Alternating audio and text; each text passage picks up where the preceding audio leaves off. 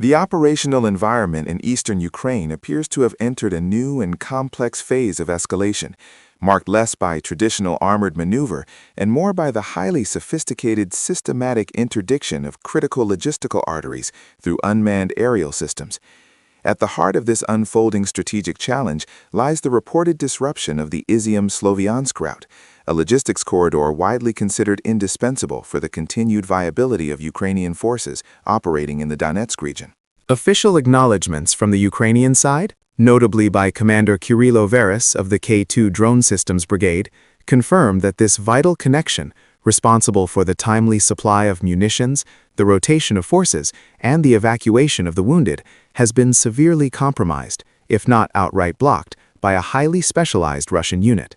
This unit, known by the codename Rubicon, is hypothesized to be an elite, clandestine formation specifically designed for advanced drone warfare and the deep penetration of Ukrainian operational depth. The deployment of Rubicon suggests a significant and perhaps systemic shift in Russian military doctrine, moving beyond tactical drone application toward strategic disruption orchestrated through centralized innovation. One of the most striking aspects of Rubicon, according to intelligence filtering through sources such as a Ukrainian defense intelligence officer designated Azimut, is the apparent high-level political and structural backing it enjoys, allegedly stemming directly from the Russian military intelligence apparatus and supported by the highest echelons of the Ministry of Defense. This level of institutional support provides Rubicon with financial and human resources far exceeding those of typical frontline units. Estimates place the unit's strength at approximately 5,000 personnel, comprised of elite operatives who are reportedly handpicked from across various military branches, creating a cadre of highly proficient drone operators and systems developers.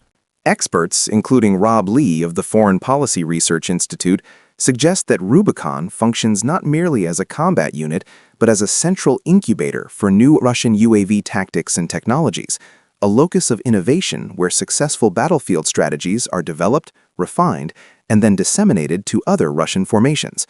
This makes the unit a force multiplier that systematically seeks to degrade Ukraine's ability to maintain a coordinated fighting posture. The strategic mandate of Rubicon is notably clear: systematic erosion of Ukrainian logistics, elimination of enemy UAV command teams, and the training of other Russian forces in these highly advanced techniques. Commander Veres specifically noted the capacity of Rubicon to execute deeper, more aggressive strikes into Ukrainian formations than previously observed, often with a level of coordination and systemic coherence that imposes significant challenges even in the areas where Rubicon's physical presence is reportedly lower than other sectors of the front line. The sheer volume of successful engagements attributed to this unit, reported to be around 10,000 targets successfully neutralized since its formation relatively recently, underscores its effectiveness. This prowess has already translated into concrete strategic gains. It is widely believed that Rubicon's successful logistics interdiction played a critical role in compelling Ukrainian forces to withdraw from certain areas near Kursk, demonstrating a game-changing capability to induce tactical retreats simply by rendering continued operations logistically impossible. Similarly, reports from the critical battle near Pokrovsk suggest that Rubicon's activities successfully isolated Ukrainian combat units from essential resupply for expended periods, directly contributing to subsequent territorial gains by Russian ground forces. The specialized threat posed by Rubicon stems in large part from its reported reliance on highly experienced fiber-optic drone operators. This capability allows for exceptionally precise coordination between aerial reconnaissance, target acquisition, and immediate infantry assaults, resulting in a professionalized and methodical style of warfare that conventional Ukrainian formations find increasingly difficult to counter. Nevertheless, a cautious analysis necessitates acknowledging the inherent challenges and vulnerabilities within such a specialized structure. While Rubicon's centralization is a strength, it also creates a single high-value target for Ukrainian counterintelligence efforts. The loss of highly specialized personnel or key command infrastructure would be disproportionately damaging to the unit's operational tempo. Furthermore, the very existence of Rubicon has spurred Ukrainian defensive innovation. Kyiv is undoubtedly seeking to develop an organized, focused operational plan to counteract this strategy, likely emphasizing their own UAV versus UAV tactics and employing electronic warfare capabilities specifically tuned to disrupt Rubicon's communication and control links. The intense operational tempo and deep resource dependence required to sustain a force dedicated entirely to technological and logistical warfare may also pose an eventual sustainability challenge for the unit itself. Therefore, while Rubicon currently represents a substantial and critical threat to key Ukrainian supply lines and demands immediate attention, its long-term impact will likely depend on the speed and effectiveness of Kyiv's inevitable adaptation to this new, centralized form of drone warfare. The strategic context thus remains one of escalating technological attrition, where the ability to maintain logistical integrity may ultimately prove decisive. We must now pivot from the conceptual threat of technological attrition to the tangible, immediate consequences manifesting on the Eastern Front, particularly concerning the critical logistical arteries feeding the Donbas sector. The admitted disruption of the Izium-Sloviansk supply route, as described by Commander Kirill Vez of the Ukrainian K-2 Drone Systems Brigade, is arguably the most salient operational consequence of Rubicon's focused effort thus far.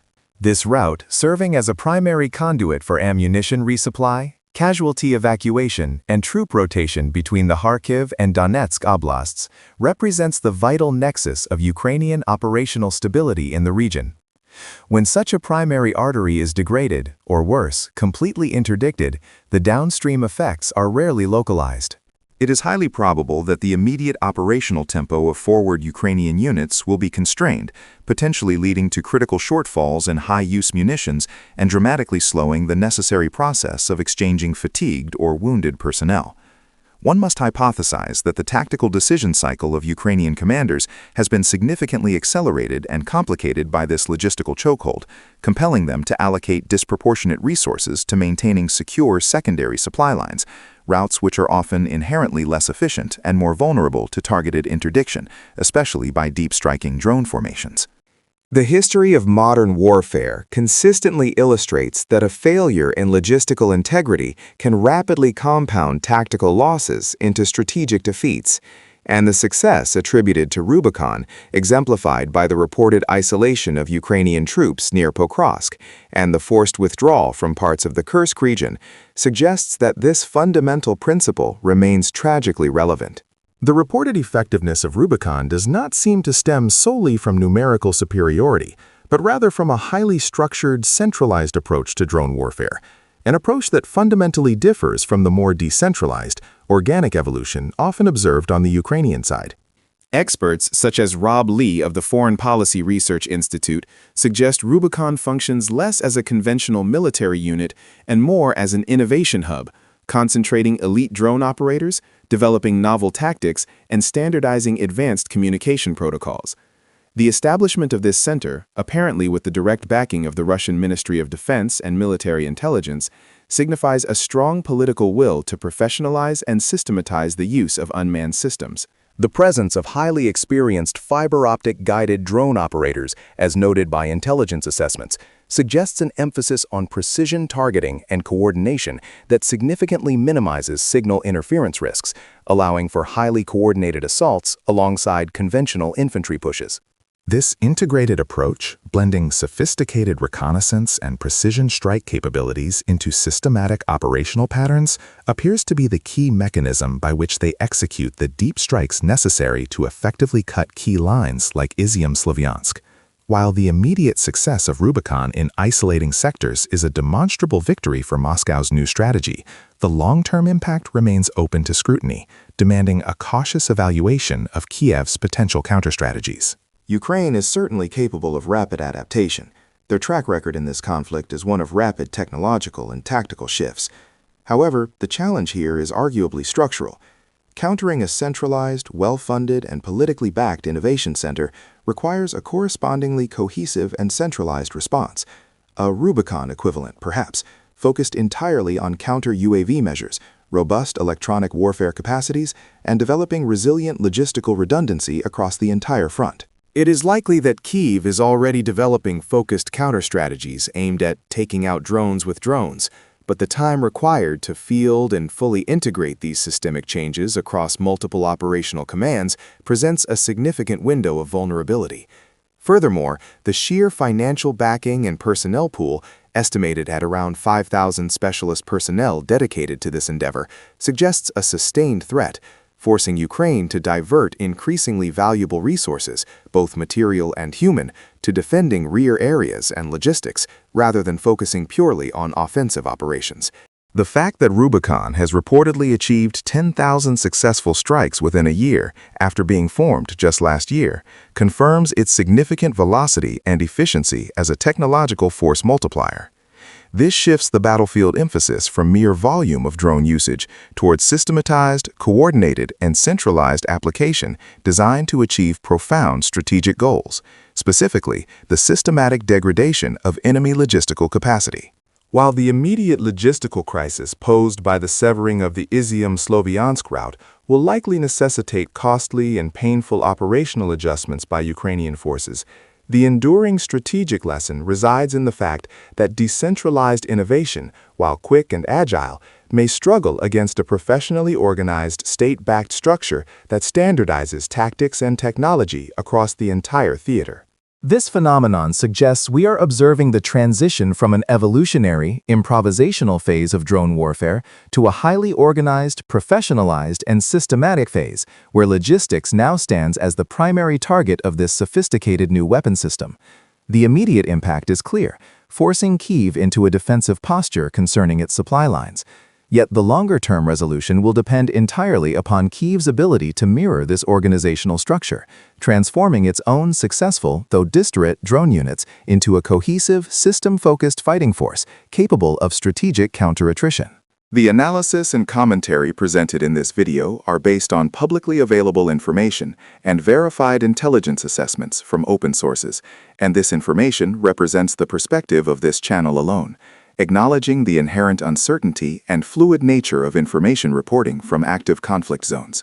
The next few weeks will prove crucial in determining whether the tactical success achieved by Rubicon translates into a sustained strategic advantage across the breadth of the Donbass front, or whether Ukrainian ingenuity successfully neutralizes this new, sophisticated threat by developing a comprehensive, system-level operational plan to restore the integrity of their critical supply lines.